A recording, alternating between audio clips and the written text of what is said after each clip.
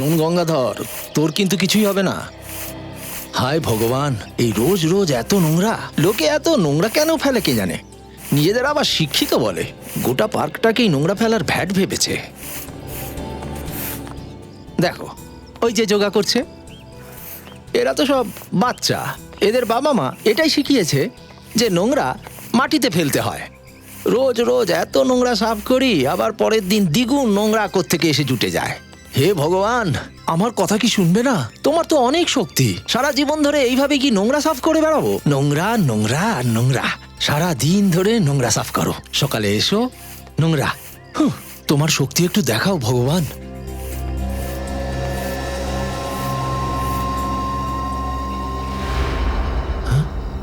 এটা কি চকচক করছে? চেন? ওরে বাপরে, এটা সোনার মনে হচ্ছে। এখানে এলো কি করে? মনে হয় কারুর হাত থেকে পড়ে গেছে। আশেপাশে কেউ নেই। শোন গঙ্গাধর, আজ তোর কপাল কিন্তু খুলে গেছে। সোনার চেনটা তুই পুরস্কার পেয়েছিস, নিয়ে নে এটা। গঙ্গাধর, ভগবান তোর কথা শেষ পর্যন্ত শুনেছে। আরে এ কি? হাত, মানুষের হাত। এখানে, এই তো। এখানে কোনো ডেড বডি নেই তো? সিআইডিকে ডাকতে হবে এক্ষুনি।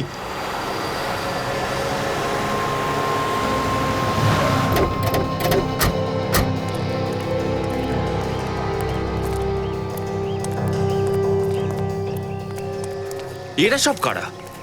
এই দেখি দেখি, সরো সরো এখান থেকে, সরো সরো দেখি। তোমরা দুজন আবার কারা? এটা আমাদের ক্রাইম সিন, এটা সিআইডির কেস। তোমরা কোনো রকম পারমিশন ছাড়া এখানে আসতে পারো না। কে জানে কতগুলো এভিডেন্স হয়তো নষ্টই করে ফেলেছে। আরে স্যার, চুপ করো। আমি চিনি এদের দুজনকে। এরা আমাদের নতুন সিআইডি অফিসার্স। নতুন অফিসার্স? হ্যাঁ, নতুন অফিসার্স। ইন্সপেক্টর বিনীত আর এ হলো ইন্সপেক্টর শ্রেয়া। এরা দুজন আগে মুম্বাই ক্রাইম ব্রাঞ্চে ছিল। ওরা যে নতুন জয়েন করেছে বলেননি তো স্যার? সচিন কাল সন্ধ্যাবেলা জানতে পেরেছি, তোমাদেরকে জানানোর আমি কোনো সময়ই পাইনি। যাকে বাদ দাও। বিনীত, কি পেয়েছো এখানে? স্যার আমরা তো এখানে এই কাটা হাতটা পেয়েছি আর তার সঙ্গে এই ব্রেসলেটটা পেয়েছি। এই ব্রেসলেটটা কাজের জিনিস। এই ব্রেসলেটটা ভালো করে পরিষ্কার করো, সাবধানে। হ্যাঁ, একটা কাটা মুন্ডু। মাই গড। স্যার মাথার সাথে সাথে হাতটাও জোড়া লাগানো আছে। শরীরের অন্যান্য টুকরো তো আশেপাশেই থাকার কথা। একটা কাজ করো, গাছের আশেপাশে দেখো তো পাওয়া যায় কিনা। দেখো।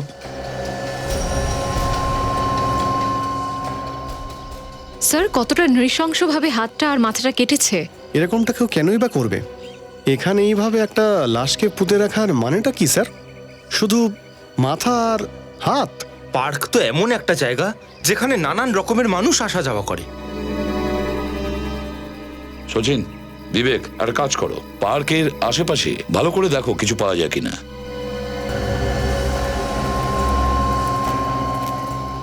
একটা কথা বলো, তোমাদের মধ্যে কে প্রথম দেখেছে এটা? স্যার, ওই কাটা হাতটা সবার আগে আমি দেখেছি। তুমি দেখেছো? হ্যাঁ স্যার। তুমি কি করো এখানে? আসলে স্যার সাফাইয়ের কাজ করি। সবাই কাজ করো। এদিকে এসো। হ্যাঁ বলো। এই পার্কটা 24 ঘন্টা খোলা থাকে? না স্যার, সকাল 7টা থেকে সন্ধ্যে 7টা অবধি খোলা থাকে। আচ্ছা। এখানে কোনো ওয়াচম্যান বা সিকিউরিটি গার্ড নেই নাকি? না স্যার, এখানে কোনো সিকিউরিটি গার্ড থাকে না। এই পার্কটা সকাল 7টা থেকে সন্ধ্যে 7টা পর্যন্ত খোলা থাকে। এটার মানে হলো এই কাজটা তখনই করা হয়েছে যখন পার্কটা বন্ধ ছিল, নয়তো পার্কে কেউ ছিল না ওই সময় কাজটা করেছে। স্যার, হ্যাঁ স্যার আশেপাশে তো কিছুই পেলাম না স্যার। হ্যাঁ বিবেক, না স্যার, কিছু পেলাম না স্যার। কিছুই পাওনি? এটা কিভাবে সম্ভব? আর বডিটার বাকি পার্টগুলোই বা কোথায় পুঁতে দিল? কোথায় লুকোতে পারে? কোনো ব্যাপার না, খুঁজে তো নিতেই হবে। প্রথমে একটা কাজ করো, এই মাথা আর হাতটা শালুকের কাছে পাঠিয়ে দাও। আর এই লোকটার মুখের ছবি, ওর স্কেচ সমস্ত নিউজ পেপার আর টেলিভিশন চ্যানেলে পাঠিয়ে দাও।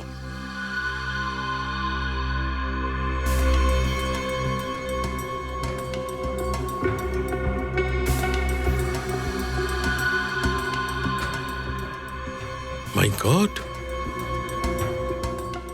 এটা কি?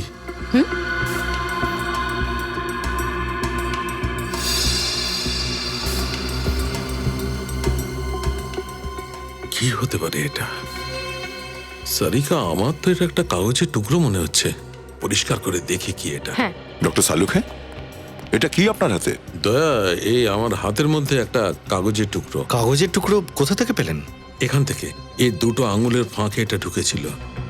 কিন্তু এর আঙুলের ফাঁকে কাগজের টুকরোটা পৌঁছলো কি করে? দয়া, আমার মনে হচ্ছে এই লোকটি এই কাগজটাকে নিজের হাতের মুঠোর মধ্যে লুকানোর চেষ্টা করছিল, আর এই কাগজের টুকরোটা এই দুটো আঙুলের ফাঁকে আটকে গেছিল। কিন্তু ডক্টর সালুখে, এমন কি থাকতে পারে এই কাগজের টুকরো? আরে ভাই, সেটাই তো চেক করতে যাচ্ছিলাম, আর তোমরা এসে গেলে। তো চেক করে দেখে নিন না, আমরাও জেনে যাই। দেখছি।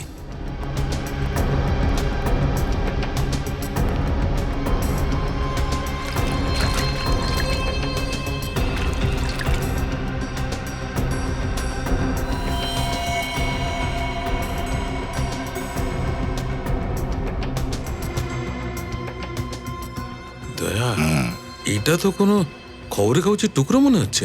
অনেক পুরনো নিউজ পেপারের টুকরো। দেখুন, এটাতে ফটো জাতীয় কিছু আছে, কোনো বিশেষ ঘটনা বা দুর্ঘটনার ছবি মনে হয়। Right right, yes. আর এই দেখুন, এটা দেখে তো আমার মনে হচ্ছে এটা কোনো দুর্ঘটনারই ছবি হবে। কিন্তু স্যার, ও এই ছবিটা লুকিয়েছিল কেন? নিশ্চয়ই কোনো কারণ আছে।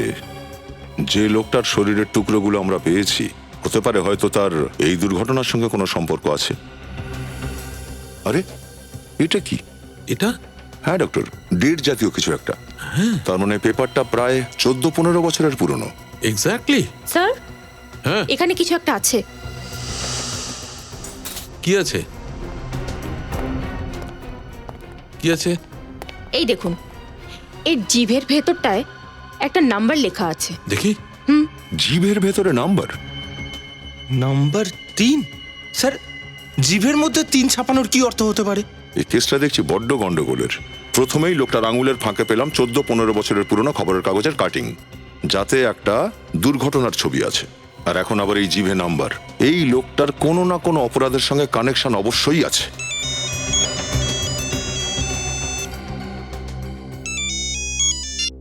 হ্যালো, হ্যাঁ, রিপোর্ট এসে গেছে? রিপোর্ট থেকে কি জানা গেছে? Thank you sir. এটা একজন নয়।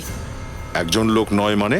এই মাথাটা আসলে একজনের, আর এই হাতটা অন্য কোনো আরেকজনের। মানে দুজন আলাদা আলাদা লোকের বডি পার্টস একই জায়গায় পাওয়া গেছে? হ্যাঁ, প্রথমে পেপারের কাটিং, তারপরে জিভে এই নাম্বার। দুজনকে খুন। আমাদের চটপট খোঁজ করতে হবে যে এই দুজন আসলে কে। আরে ভাই, এটা আবার কি? আর একটা ঝটকা। হ্যাঁ ফ্রেডি, অনেক বড় চমক।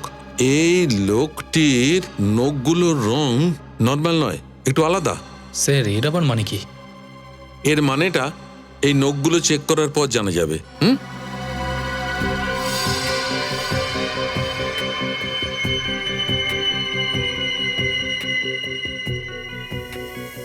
এটাকে পরিষ্কার করে চেক করি।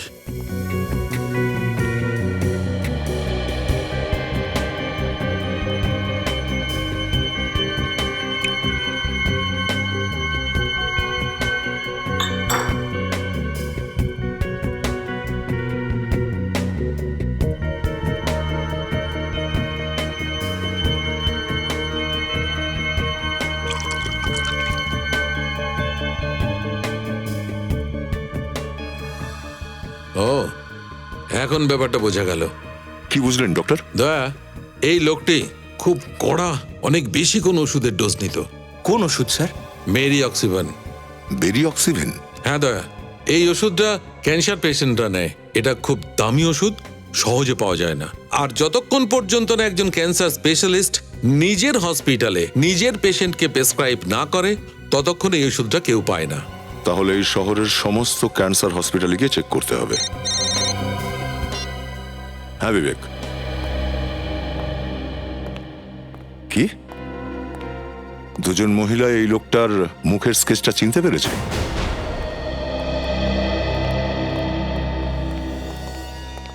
স্যার, ইনি হলেন বিনয়বাবুর স্ত্রী নয়না, আর ওনার সেক্রেটারি অনন্যা। ও সরি, এসব যা কিছু হয়েছে। আচ্ছা, আপনি কি বলতে পারবেন এসব কিভাবে হলো? কাল সন্ধেবেলায় সবজি কেনার জন্য মার্কেটে গিয়েছিল, আর ফিরে আসেনি। জানি না এটা কি করে হয়ে গেল। আমি এটাও জানি না ওর সাথে কে এরকম করলো, কেন করলো। আমার এখনো বিশ্বাস হচ্ছে না যে আমার স্বামী বিনয় আর নেই। আচ্ছা, যখন উনি বাড়িতে ফিরছিলেন না তখন আপনি চেষ্টা করেননি ওনার সঙ্গে কন্ট্যাক্ট করার? 2 মিনিট অন্তর অন্তর আমি ওকে ফোন করার চেষ্টা করছিলাম, কিন্তু ফোনটা সুইচ অফ বলছিল। এই বিনয় করতো কি? স্যার ও লয়ার ছিল। ও উকিল ছিলেন? হ্যাঁ স্যার। আচ্ছা, আপনারা দুজন কি বলতে পারবেন যে কে কাজটা করেছে? কাউকে সন্দেহ করেন আপনারা?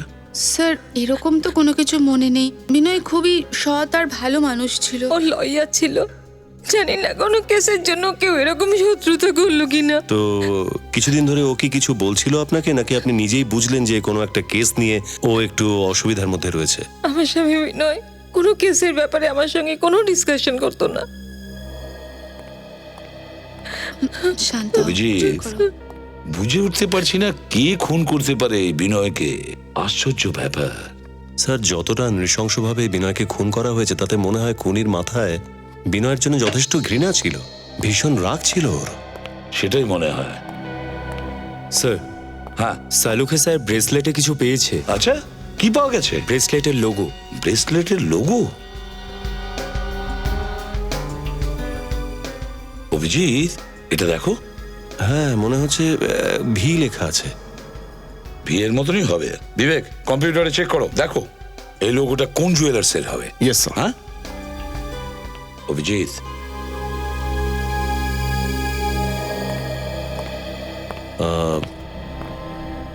আপনারা এখানে এসে আমাদের অনেক সাহায্য করেছেন, থ্যাংক ইউ ভেরি মাচ। এখন আপনারা আসতে পারেন, দরকার পড়লে আমরা আবার ধন্যবাদ। থ্যাংক ইউ স্যার, কিন্তু আপনারা আমার স্বামীর হত্যাকারীকে অ্যারেস্ট করবেন তো? আমাদের তরফ থেকে পুরো চেষ্টা করব, please.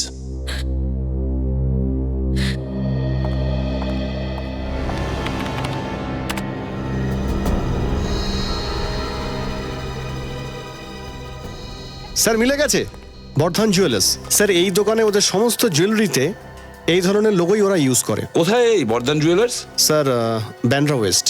Bandra west, Bardhan jewellers. Abhijit, এই বর্ধন জুয়েলার্স থেকে জানা যাবে যে এই ব্রেসলেটটা কে কিনেছিল। বোনের বিয়ের তো আর 1 সপ্তাহ বাকি। আপনি ভয় পাবেন না, কাল সন্ধ্যের মধ্যে আপনার গয়না বাড়িতে পৌঁছে যাবে। ঠিক তো? ঠিক আছে, আমি নিজেই যাব কি? না না, আপনি শুধু কালকে সন্ধ্যের মধ্যে গয়নাটা পৌঁছে দিন। এইসব পুরোপুরি আমার দায়িত্ব। আপনি শান্তিতে বাড়িতে গিয়ে ঘুমিয়ে পড়ুন। ঠিক আছে, নমস্কার। নমস্কার।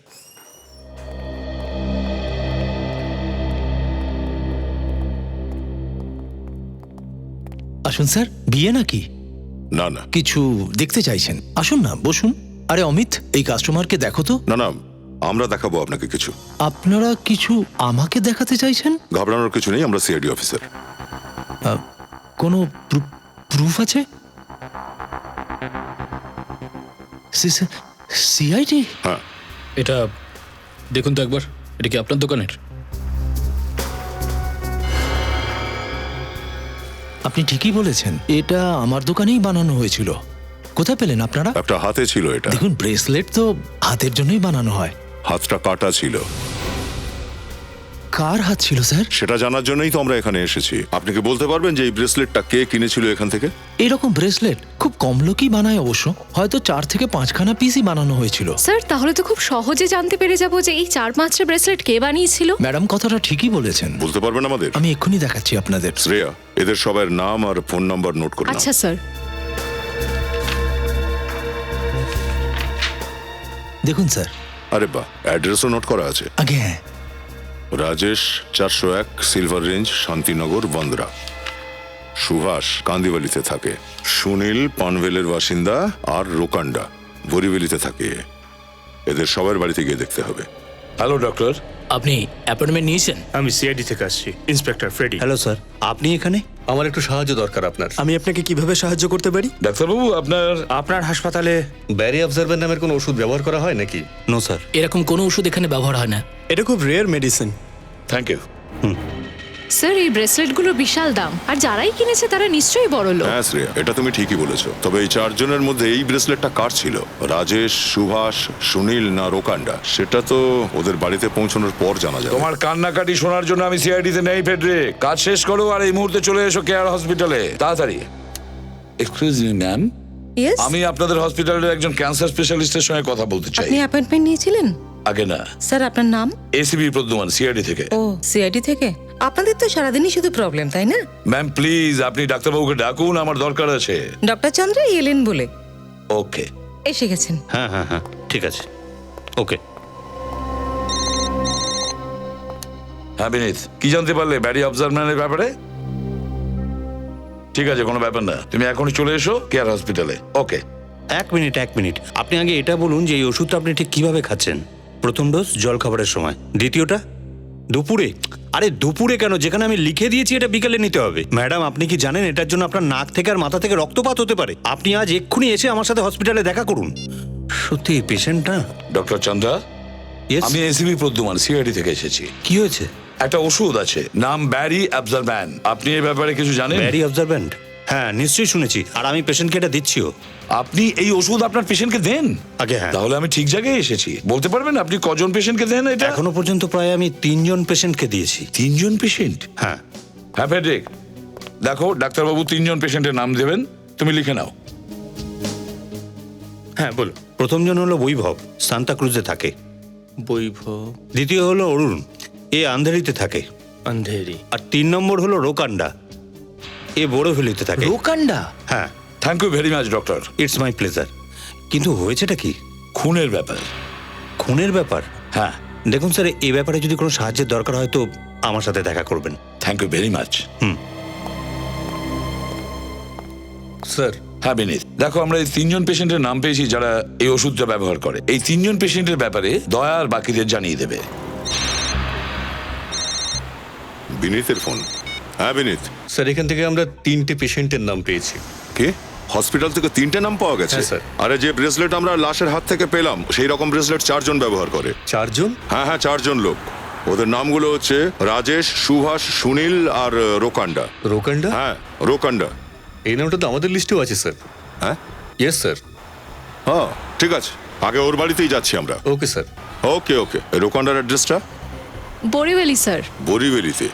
আচ্ছা, এই রোকান্ডাই ফেমাস সিঙ্গার নয় তো, যে প্রচুর শো করে থাকে? সেরকমই তো মনে হচ্ছে স্যার এ যদি সেই ফেমাস সিঙ্গার হয় আর ওই কাটা হাতটা ওনারই হয়, মিডিয়াতে তো। ওই কাটা হাতটা আদৌ রোকান্ডার কিনা নাকি ও ব্রেসলেটটা কাউকে গিফট করেছিল সেটা তো বেল বাজানোর পরেই বোঝা যাবে।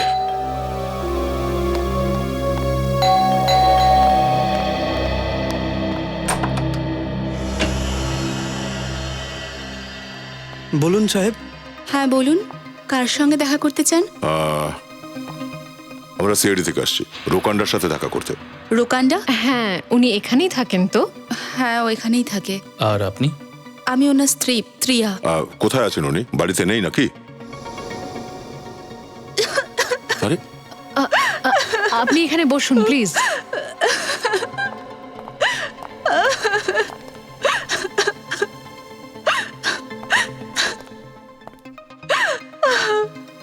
আপনি কাঁদছেন কেন? রোকান্ডা কোথায়? ওর কাল থেকে কোনো খোঁজ খবর নেই। বলেও যায়নি যে কোথায় গিয়েছে? না স্যার। শেষ কখন দেখেছিলেন ওকে? কাল। আর আজ ওর শো ছিল। সকাল থেকে কত লোকের ফোন আসছে, কি বলবো আমি, কাকে কাকে বলবো যে রোকান্ডা কোথায় আছে? ওর ফোনটাও সুইচ অফ বলছে। আমার খুব ভয় লাগছে স্যার। প্লিজ শান্ত হন আপনি। কিভাবে শান্ত হব স্যার? আজ সকালে আমি পুলিশ স্টেশনে মিসিং রিপোর্টও লিখিয়েছি। মিসিং রিপোর্টও লিখিয়েছেন আপনি? কোথায় উধাও হতে পারে?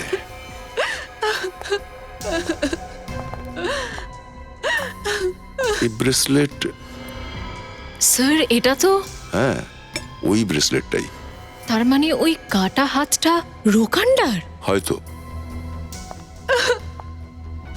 আপনারা কি কথা বলছেন? কোনো গন্ডগোল হয়নি তো? না।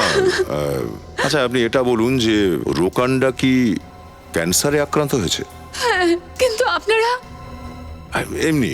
আচ্ছা রোকান্ডার ব্যাপারে কিছু যদি জানতে পারেন তো জানিয়ে দেবেন আমাদের। ঠিক আছে স্যার। Thank you.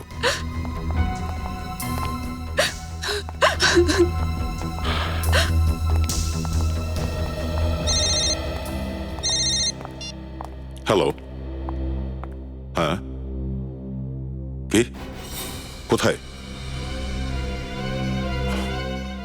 পনভেলের হাইওয়েতে আরো বডি পার্টস পাওয়া গেছে?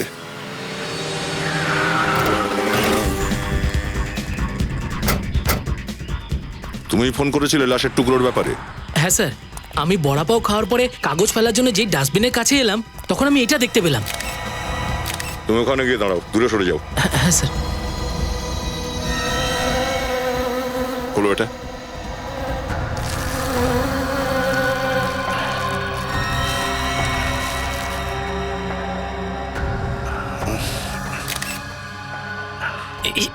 এই বডির টুকরোগুলো দেখছি একদম ওই রকম যেমন আমরা পার্কে পেয়েছিলাম। হ্যাঁ স্যার, এই লাশটার অবস্থা একদম ওরকমই যেরকম পেয়েছিলাম আগেরটা। আর স্যার বাকি শরীরটাও তো আর নেই। কোন এই লাশের টুকরোগুলো খুব কায়দা করে এই প্লাস্টিকের থলিতে মুড়ে এখানে এই ডাস্টবিনের মধ্যে ফেলে গেছে। কিন্তু স্যার কোনো খুনি এটা কেন করবে? আমিও সেটাই ভাবছি। স্যার, দুজনকে খুন করেছে একটা লোকই নয় তো? হতেও পারে সেটা নিখিল, কিন্তু এইভাবে লাশগুলোকে টুকরো করে ফেলার কি মানে হতে পারে? এর পেছনে কোনো না কোনো কারণ তো আছেই। এক মিনিট একটু হাত সরাও। মানে মুখটা দেখো একটু মন দিয়ে। স্যার, কোথাও এই রুকান্ডা নয় তো? হ্যাঁ নিখিল, ওই ফেমাস সিঙ্গার রোকান্ডাই। স্যার তার মানে প্রথমে একে কেউ কিডন্যাপ করে, তারপরে একে খুন করে দেয়? সেটাই মনে হচ্ছে শ্রেয়া। আমার তো মনে হচ্ছে ওই উকিল বিনয় ওকেও আগে কিডন্যাপ করে মারা হয়েছে। স্যার, যেভাবে এই বিনয় আর রুকান্ডাকে খুন করা হয়েছে, খুনির সাথে এই দুজনের কি পার্সোনাল সম্পর্ক আছে স্যার? এমন কোনো মানুষ হতে পারে যার মনে এদের দুজনের ব্যাপারে প্রচন্ড ঘৃণা ছিল। যেভাবে লাশটাকে টুকরো করা হয়েছে দেখে তো তাই মনে হচ্ছে। শ্রেয়া, রোকান্ডার ওয়াইফকে ফোন করে ওর মৃত্যুর খবরটা দাও। স্যার আমি জানি শ্রেয়া, এটা খুব অস্বস্তিজনক, কিন্তু কি করবে, আমাদের কাজটাই তো এইরকম, ফোন তো করতেই হবে। ইয়েস স্যার, আমি করছি। নিখিল, এই বডির টুকরোগুলোকে ফরেনসিক ল্যাবে পাঠাও। Sir. Hello Mrs Shreya.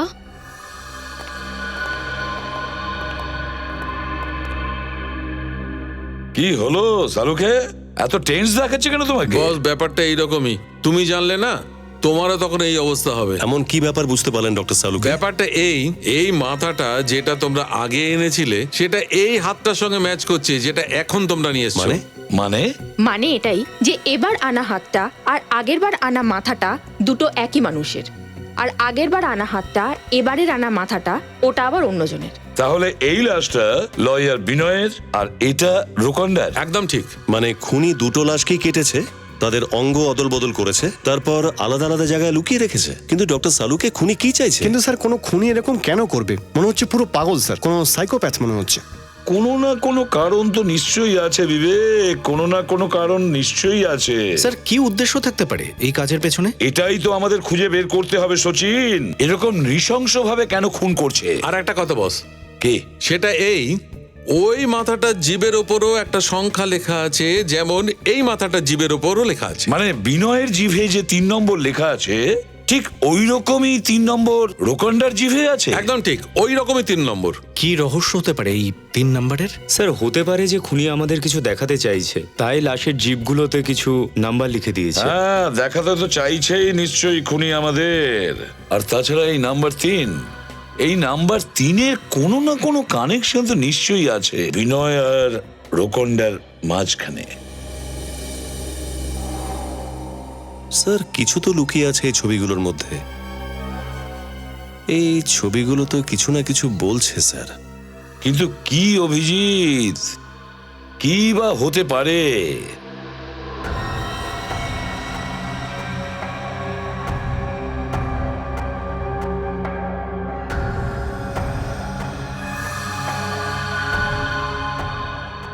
Abhijit, এই বডির পার্টগুলো দেখো, খুব স্পেশাল ভাবে এগুলো রাখা হয়েছে।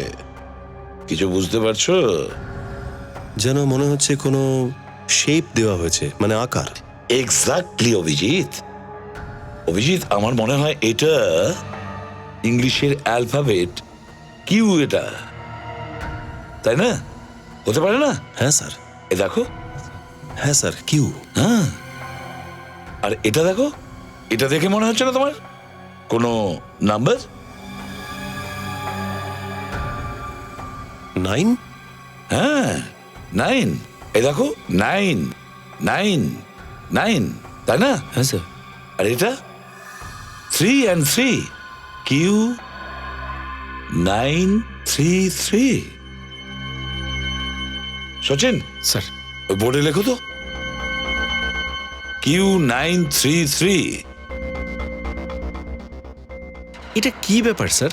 মনে হচ্ছে কোনো পাসওয়ার্ড স্যার, অথবা কোনো লকারের নাম্বার, কোনো অ্যাড্রেস।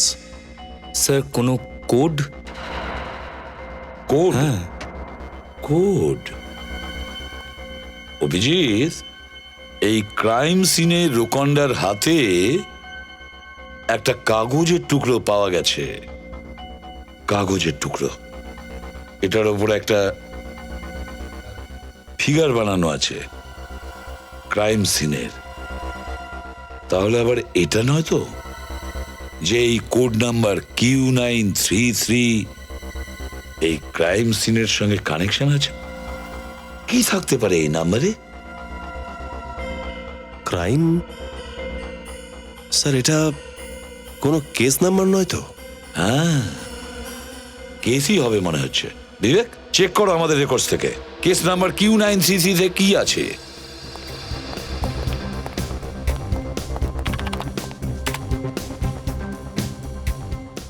ইয়েস স্যার, এই নাম্বারের একটা কেস আছে, এই যে 1998, 20 বছরের পুরনো কেস। হ্যাঁ স্যার, এই কেসে আসামি চন্দু প্রায় 14 বছরের সাজা হয়েছিল মার্ডার কেসে। আচ্ছা, আর কিছুদিন আগে ও জেল থেকে মুক্তি পেয়েছে।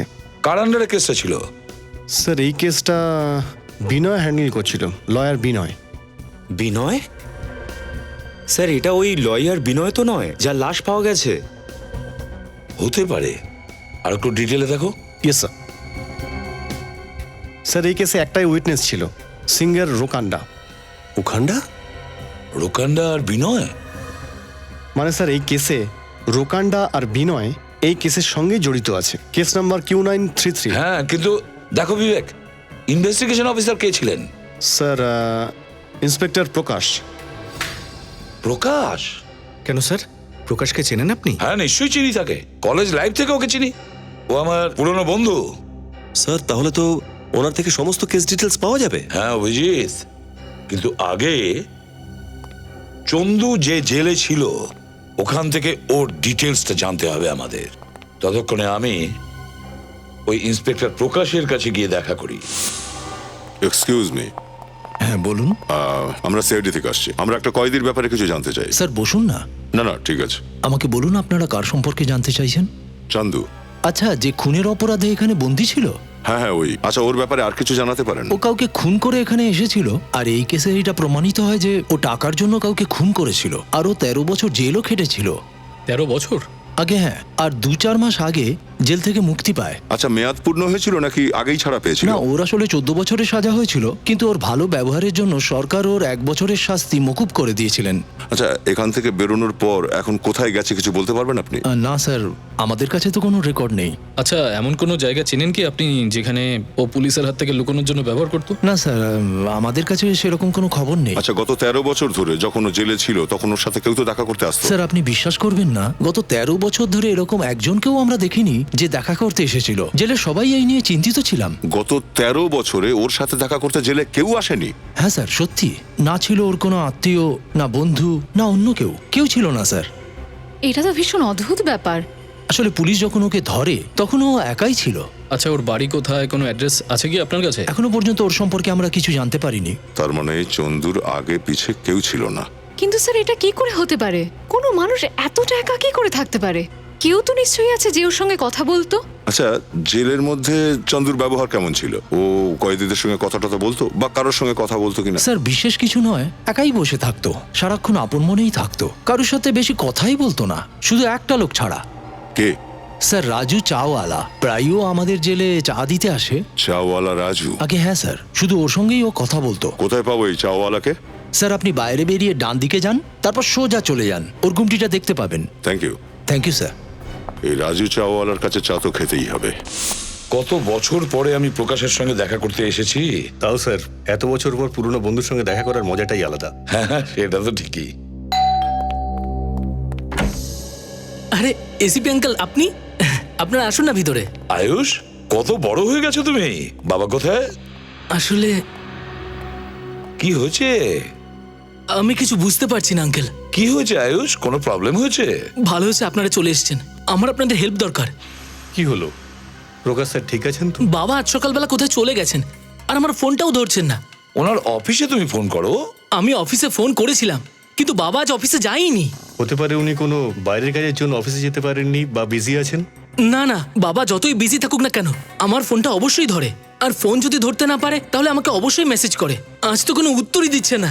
আমার ভীষণ চিন্তা হচ্ছে আঙ্কেল, প্লিজ বাবাকে খুঁজে বের করুন আঙ্কেল।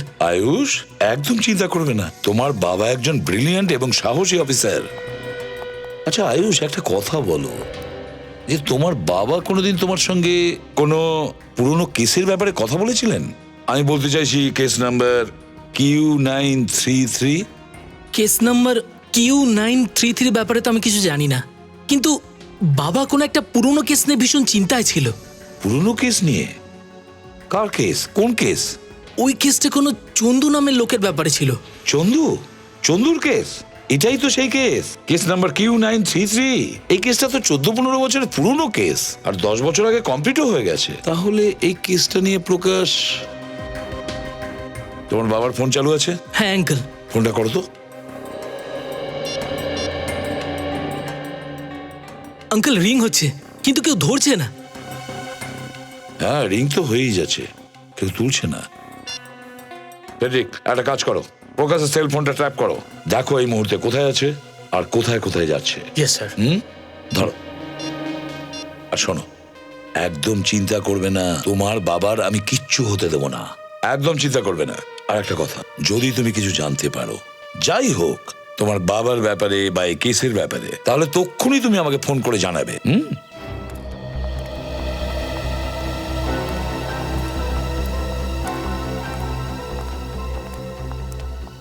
ওই যে রাজু, রাজু, বলুন সাহেব। 4টে চা দেবে। কিন্তু আপনারা তো 3 জন। তোমার জন্য ভাবলাম তোমার সাথেই বসে চা খাওয়া যাক আজকে। হ্যাঁ নিশ্চয়ই, চলুন না, খদ্দের তো ভগবানেরই রূপ। আর খদ্দেরের জন্য তো রাজু সবকিছুই করতে পারে। আসুন আসুন, বসুন। আসুন সাহেব। আর একজন কয়েদির জন্যও রাজু অনেক কিছু করতে পারে, তাই না? আমি কিছু বুঝলাম না সাহেব। বুঝতে পারলে না? এখনই বোঝাচ্ছি। নিখিল,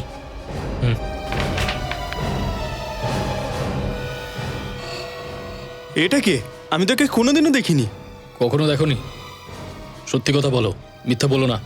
জেলের ভেতর গেছিলে না ওর জন্য চা নিয়ে? আপনারা কি বলছেন সাহেব?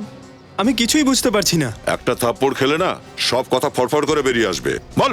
আমি কিচ্ছু জানি না সাহেব, আমি কিচ্ছু জানি না, আমি কি চিনি না সাহেব। তোর এইভাবে হবে না, তাই না? হ্যাঁ, মনে পড়েছে? মনে পড়েছে এবার? হ্যাঁ সাহেব, হ্যাঁ সাহেব, মনে পড়েছে এবারে। হ্যাঁ সাহেব, এর নাম হলো চন্দু। শুধু এটুকুই মনে হলো নাকি আরো কিছু বলতে চাস তুই? আমি একে জেলে চা দিতে যেতাম, ও আমার চা খুব পছন্দ করতো। ব্যাস এটুকুই? আমরা তো শুনেছি তোমার আর চন্দুর ভালো বন্ধুত্ব হয়েছিল। বন্ধুত্ব তো দূরের কথা সাহেব, ও আমাকে প্রাণে মারার হুমকি দিত সাহেব। একদিন সুযোগ পেয়ে সাহেব ও আমাকে জোর করে চেপে ধরে আর একটা চিঠি দেয়, আর ও আমাকে বলে যে এই চিঠিগুলো পোস্ট করে দিবি, আর আমাকে হুমকি দেয় যে আমি যদি ওর কথা না শুনি বা অন্য কাউকে যদি এ ব্যাপারে কিছু বলি, তাহলে জেলের বাইরে এসে ওর লোকেদের দিয়ে আমায় খুন করিয়ে দেবে। আর তুমি মেনে নিলে? আর আমি কি করতাম ম্যাডাম? আমি একজন সাধারণ চাওয়ালা আর ও একজন খুনি, আর আমি ভয় পেয়ে গেছিলাম। কি ধরনের চিঠি পাঠিয়েছিল তোকে দিয়ে? সেটা আমি জানি না সাহেব, ভয়ের চোটে আমি কোনোদিন ওই চিঠিগুলো খুলিনি। কিন্তু সাহেব প্রত্যেক 5-6 মাসে ওর গ্রাম মঙ্গলনগরে পাঠানোর জন্য একটা করে চিঠি লিখতই। মঙ্গলনগর? তার মানে ওর ফ্যামিলি মঙ্গলনগরে থাকে? আর হ্যাঁ সাহেব, ও শেষ যে চিঠিটা পোস্ট করার জন্য পাঠিয়েছিল সেটা আবার ফিরে এসেছিল সাহেব। ফিরে এসেছিল কেন? জানি না সাহেব, আমি তো ওটা পোস্ট করে দিয়েছিলাম, কিন্তু আবার ফিরে আসে। আমি কথাটা চন্দুকেও ভয়ের চোটে কখনো বলিনি। তোমার কাছে কি ওই চিঠিটা এখনো আছে? হ্যাঁ, দেখা দেখি। দেখাচ্ছি সাহেব।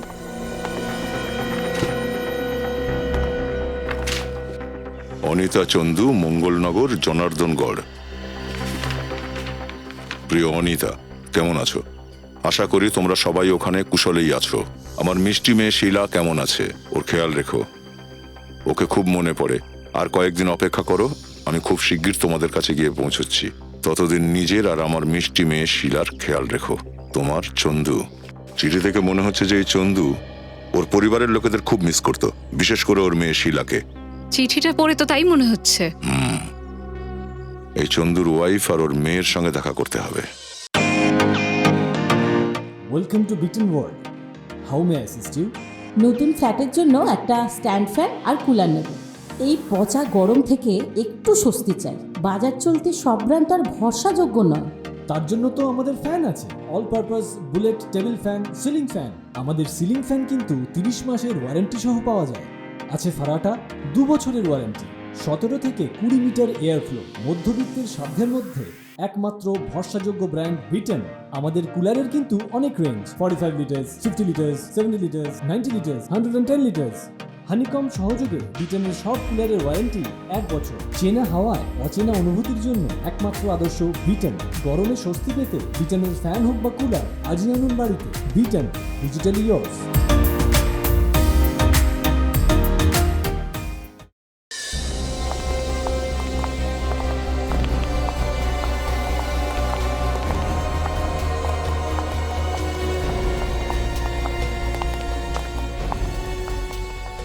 মঙ্গলনগরে তো পৌঁছে গেছি, এবার এটা খোঁজ করতে হবে যে চন্দুর পরিবারের লোকজন থাকে কোথায়। স্যার কাউকে জিজ্ঞেস করা যাক। এই ছোট জায়গায় সবাই একে অপরকে চেনে নিশ্চয়ই।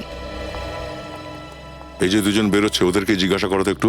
শুনুন দাদা, আপনি জানেন চন্দুটা কে? চন্দু? কে চন্দু? আমরা কোনো চন্দুকে জানি না। চলো। শুনুন, ভয় পাবেন না, আমরা সিআইডি থেকে আসছি। সিআইডি? আমরা জানি যে চন্দুর ফ্যামিলি এই গ্রামেই থাকে, শুধু জানতে চাইছি যে ওরা থাকে কোন বাড়িতে। দেখুন স্যার, আমাদের কোনো ঝামেলায় জড়াবেন না। আমরা তো কিছু করিনি, আমরা শুধু শুনেছি চন্দু একজন অপরাধী, এখন জেলে আছে। হ্যাঁ স্যার, আমরা পুলিশ আর কোর্টের চক্করে পড়তে চাই না। দেখুন, আপনারা অকারণে ভয় পাচ্ছেন। আরে ভয় পাওয়ার কিছু নেই, আমরা শুধু জিজ্ঞাসাবাদ করতে এসেছি। আপনাদের সত্যি কিছু হবে না, ভরসা রাখুন। সিআইডি আপনাদের সুরক্ষার জন্য, বিরক্ত করার জন্য নয়। দেখুন দাদা, শুধু এটুকু বলে দিন যে এই চন্দু কোথায় থাকে। এখানে থাকে না স্যার, আগে থাকতো। আগে থাকতো না তো এখন এখানে থাকে না, ওর বাড়ির লোক। কোথায় গেছে ওরা?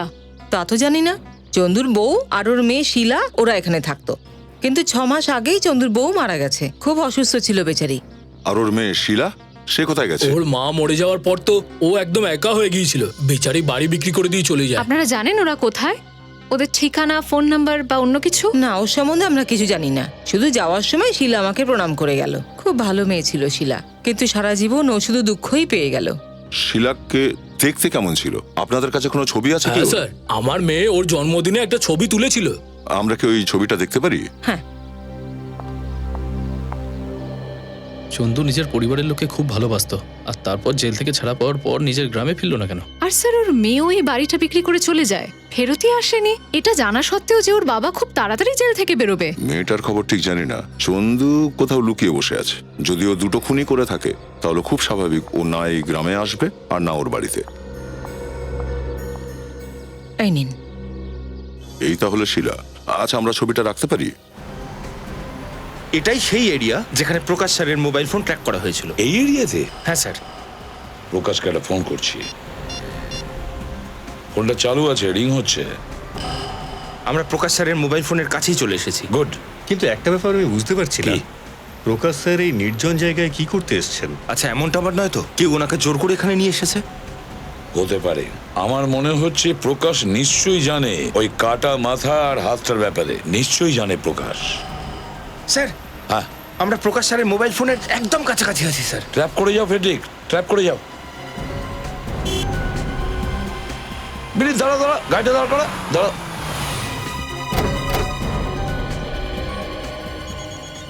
এই এলাকাতেই কোথাও ফোনের রিংটা শোনা যাচ্ছে, শুনতে পাচ্ছ? হ্যাঁ স্যার। হ্যাঁ,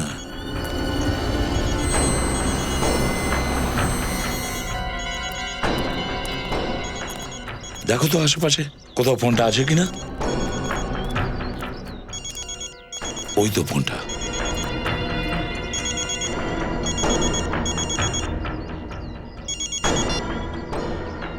এটা তো প্রকাশেরই ফোন মনে হচ্ছে। তার মানে হলো প্রকাশ এটা আশেপাশেই কোথাও আছে। আমার তো খুব ভয় করছে স্যার, আবার প্রকাশ স্যারের কিছু হয়ে যায়নি তো? চুপ কর ফেডরিক, ভালো কিছু বলো। নিজেদের বন্দুক বের করো, যে কোনো মুহূর্তে বিপদ হতে পারে। ওই যে ঘরটা, আমার মনে হচ্ছে স্যার যে প্রকাশ স্যার এই বাড়িতেই রয়েছেন। চলো গিয়ে দেখি। একটু যদি আমাদের ভুল হয় না, প্রকাশকে বাঁচানো যাবে না।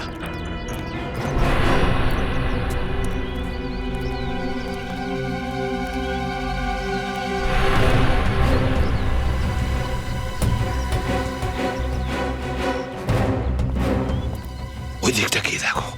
ফেডরিক, যাও তুমি পেছনে গিয়ে দেখো।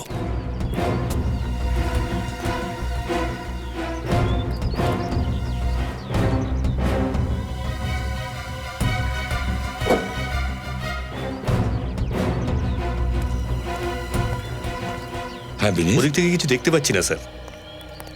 স্যার বাইরে থেকে তো কিছুই দেখা যাচ্ছে না। ঠিক আছে, কোনো ব্যাপার না। এই বাড়িতে আমাদের ঢুকতে হবে, কিন্তু খুব সাবধানে। প্রকাশের ভীষণ বিপদ হতে পারে, ওর সঙ্গে অন্য কেউ আছে। সাবধানে।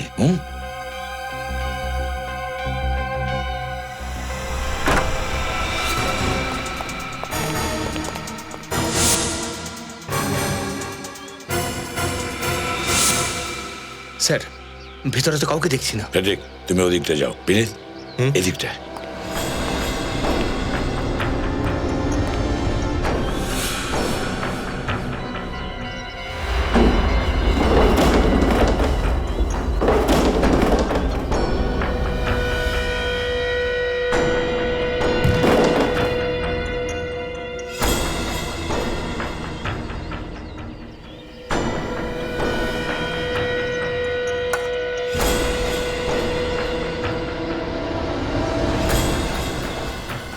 মাই গড, প্রকাশ! বিনীত, তাড়াতাড়ি জল নিয়ে এসো।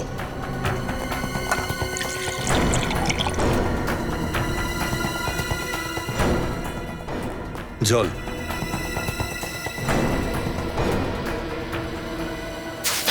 কে কে কে কে তোমরা? দেখো দেখো দেখো, তোমরা আমাকে কিন্তু মারতে পারবে না। আরে আমি, আমার যেতে দাও, যেতে দাও, যেতে দাও আমায়। আমার দিকে তাকা, দেখ, আমি প্রদ্যুমান, এসিপি প্রদ্যুমান, তোর বন্ধু। তুই? হ্যাঁ। এখানে কিভাবে? বলছি, তোলো একে।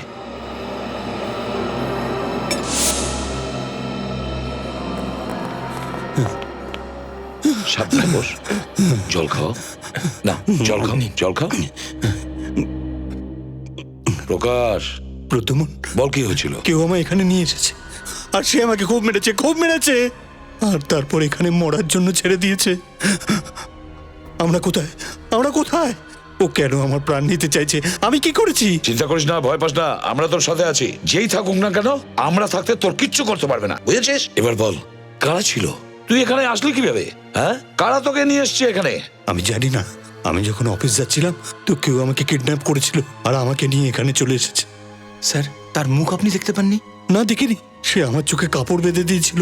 হ্যাঁ, ঠিক আছে, একটা কথা বল, ওর কথা তো শুনেছিলিস? কিছু মনে পড়ছে ওর গলার ব্যাপারে? হয়তো ওর গলাটা তোর চেনা জানা কেউ হবে। যদি গলাটা শুনে থাকতাম তো বুঝতে পারতাম, কিন্তু ও আমার সাথে কোনো কথাই বলেনি। বাস শুধু পাগলের মতো আমাকে মারতে থাকলো, মারতে থাকলো, মারতে থাকলো। আর আমি, মনে হচ্ছে খুব বড় রকমের শত্রুতা আছে ওর সঙ্গে তোর, না হলে তোকে তিলে তিলে কেন মারতে চাইছিল। তবে আমরা এসে গেছি না, একদম চিন্তা করবি না। নিয়ে চলো একে, নিয়ে চল, নিয়ে চল। বাবা, বাবা, বাবা, তোমার এই অবস্থা কি করে হলো? কে করেছে এরকম? বাবা, আমি ঠিক আছি, চিন্তা করো না। আর ওই কিডন্যাপারের সাথে দেখা করার পর তো একদম ঠিক হয়ে যাবো। কে করেছে তোমাকে কিডন্যাপ? কে ছিল সেই লোকটা? এসিপি আঙ্কেল, বাবার সাথে এই সমস্ত করার সাহস কার হতে পারে? আয়ুষ, আয়ুষ, মনে সাহস রাখো, আমরাও ওই লোকটাকে খুঁজে বেড়াচ্ছি। থ্যাংক গড যে প্রকাশ স্যার আমাদের সঙ্গে আছেন, একেবারে সুস্থ আছেন। হ্যাঁ, ভাগ্য ভালো যে আপনারা সময় মতো পৌঁছে গেছিলেন, না হলে ওই কিডন্যাপার আমার বাবাকে তো। আয়ুষ, তুমি বাহাদুর পুলিশ অফিসারের ছেলে, আর বাহাদুর পুলিশ অফিসারের ছেলে কখনো কাঁদে না, ও ভয় পায় না কাউকে। চিন্তা করো না, আমরা তোমার বাবার সাথে কিচ্ছু হতে দেব না। প্রকাশ, তোর ওই লোকগুলোর ব্যাপারে কিচ্ছু মনে পড়ছে না? মনে করার চেষ্টা কর, কিছু মনে পড়ছে? স্যার প্লিজ একটু মনে করার চেষ্টা করুন। আপনার ছোট ছোট কোনো সূত্রই ওই কিডন্যাপারকে ধরতে আমাদের সাহায্য করবে, প্লিজ। তোমরা ঠিক বুঝবে না, আমার কিচ্ছু মনে পড়ছে না। আমি ওই রাস্তা থেকে কিডন্যাপ হয়েছিলাম, আর ওই কিডন্যাপার আমার মুখ আর চোখ বেঁধে দিয়েছিল, আর আমাকে সেখানে নিয়ে গিয়েছিল যেখান থেকে আপনারা উদ্ধার করেন। বাস ও আমায় মারতে থাকে, মারতে থাকে, মারতে থাকা। বাবা, স্যার, প্রকাশ, কি হচ্ছে? মনে হয় বাবার আবার হার্ট অ্যাটাক হয়েছে। অ্যাটাক? মাই গড, একে তাড়াতাড়ি হসপিটালে নিয়ে চলো। চলো, তাড়াতাড়ি চলো। বাবা,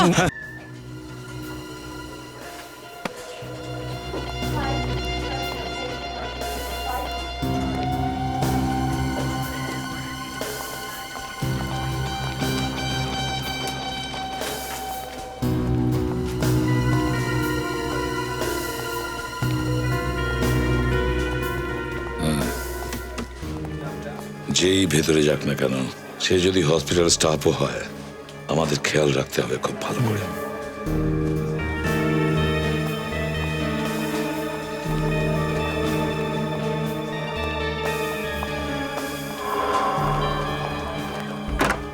ভেতরে কে গেল? স্যার ইনি ডক্টর কুড়ালি এই মুহূর্তে রাউন্ডে আছে।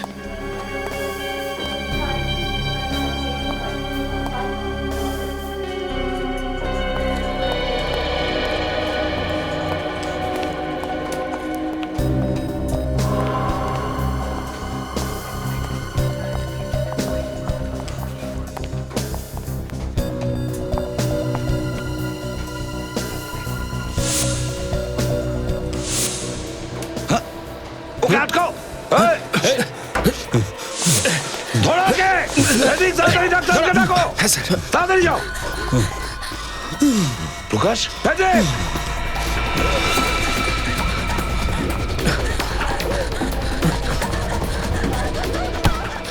দাঁড়িয়ে যাও, পালানোর কোনো রাস্তা নেই। তুমি শিলা? তাহলে তুমি সেই শিলা? কি নামে তোমাকে ডাকবো? অনন্যা না শিলা? হ্যাঁ, বাহ, কেমন সুন্দর করে তুমি তোমার নিজের নামের সঙ্গে চেহারাটাও বদলে ফেলেছো। কিন্তু আফসোস, চেহারা বদলে নেবার পরও সিআইডির হাত থেকে তুমি বাঁচতে পারোনি। আপনারা এটা ভাববেন না যে আমি এই জন্য কাঁদছি যে আমি যা করেছি তার জন্য আফসোস হচ্ছে, বরং আমি এই জন্য কাঁদছি যে আমি প্রকাশকে মারতে পারলাম না। বিনয় আর রোকান্ডা, ওদের প্রাণ নিয়ে তুমি কি পেলে? কি লাভ করেছো তুমি? ওরা কি লাভ করলো আমার বাবার জীবনটা নষ্ট করে? আমার বাবা তো নির্দোষ ছিল, 15 বছর তাকে জেলের পেছনে কাটাতে হয়েছে, আর যখন উনি জেল থেকে বাইরে এলেন তখন ওনার মৃত্যু হয়ে গেল। কি? জেল থেকে বেরোনোর পর তোমার বাবার মৃত্যু হয়ে গিয়েছিল? হ্যাঁ, আমার বাবা মারা গিয়েছিল, আর মারা যাওয়ার সময় উনি আমায় বলেছিলেন যে ওনার সাথে অন্যায় করা হয়েছিল। 15 বছর উনি আমার সঙ্গে দেখা করার জন্য কষ্ট পেয়েছিলেন। একটা সুস্থ সুন্দর পরিবারকে নষ্ট করে দিয়েছিল ওরা।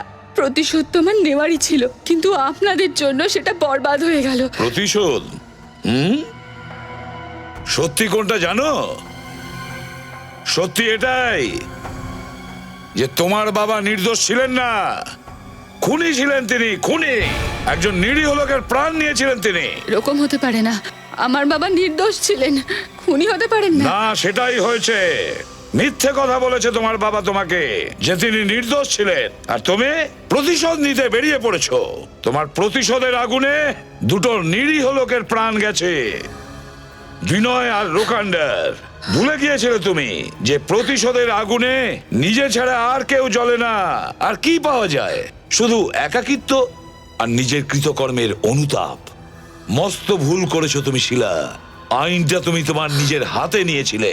আফসোস একটাই, তোমার তো ফাঁসিই হবে।